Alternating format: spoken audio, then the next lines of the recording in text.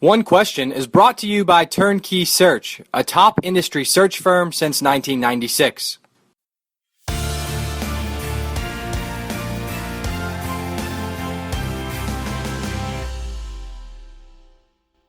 We've talked about this topic before, but recent events make me want to ask again, and that is with the hire of Scott Stricklin at Florida and then Greg Byrne at Alabama, two guys who have done a really savvy job of communicating the values of their brand via any method out there, whether it's social media, direct messaging to the press, etc.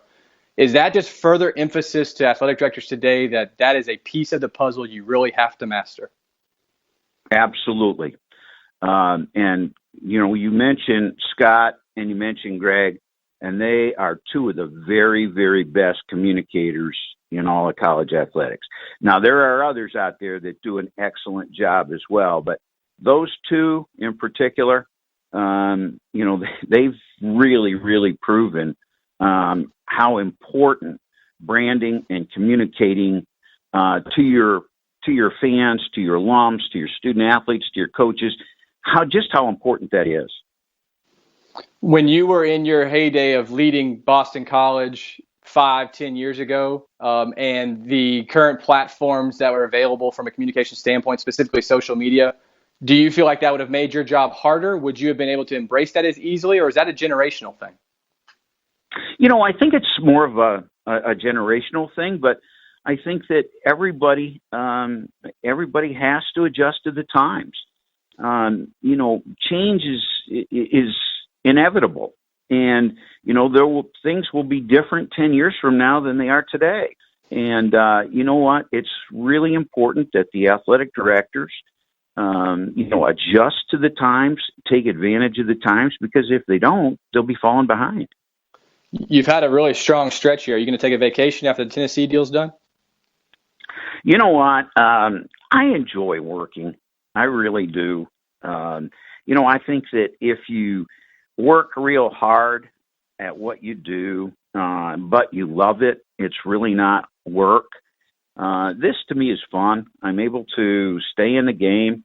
I'm able to communicate with athletic directors and coaches and, and associate ADs on a regular basis. And it's also given me an opportunity to do more mentoring to some of the associate ADs and the young coaches that are coming up.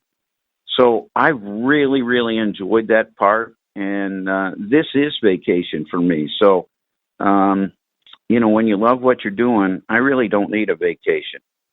When you joined Lynn Perna and Turnkey 2.5 years ago, the trajectory that you're on now, would you have expected you guys to have grown so quickly, or do you recall your initial thoughts when you joined Turnkey? I didn't. I had some expectations. I knew that we would be successful, but we were very fortunate in that it came earlier than I thought. But, that doesn't, what you did last year, what you did last month is of no importance. As long as you've done a great job in placing directors of athletics or coaches, or in other cases now we've got some searches where we're doing some senior associate level positions. You only look forward and you worry about the next one and the next one and the next one, and you take one at a time. Honestly, it's coach speak in a way, but it's true.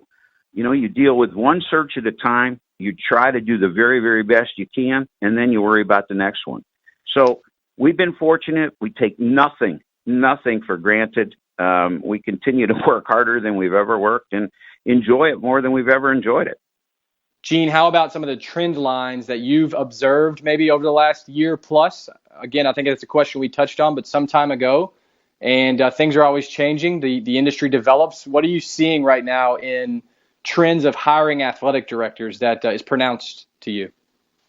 I think it's been an interesting phenomena that the Power 5 athletic directors positions have been filled on a large part by other Power 5 directors of athletics.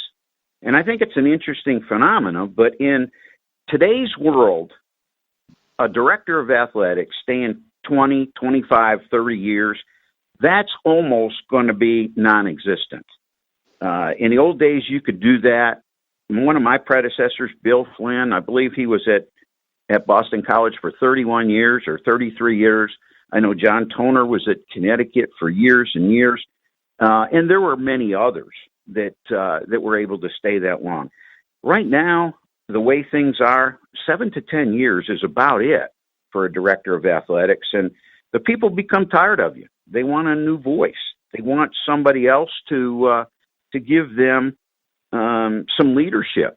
And so you see some Power 5 ADs who have been at an institution for, many years or for an extended time are looking to move to other positions. And I think that's also a sign of the times. And I think that will continue. The same thing's true about coaches. I think the days of the Joe Paternos and those coaches who were able to stay at a place for, 25, 30 years, that's going to get fewer and fewer as we go on for the same reasons that, that the athletic directors have to move on. By the way, is the same trend for university presidents and chancellors too. No question. I think the same thing is true for university presidents and chancellors. And you know what? They need to move every so often.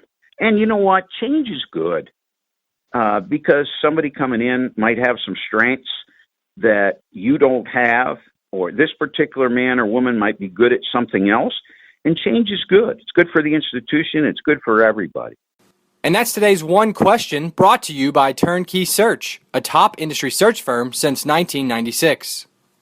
One Question is designed to give D1 Ticker subscribers valuable insights on how executive leaders in college athletics think about key issues on their respective campuses, in their departments, or within their leagues and conferences. One Question is brought to you by Turnkey Search, a top industry search firm since 1996.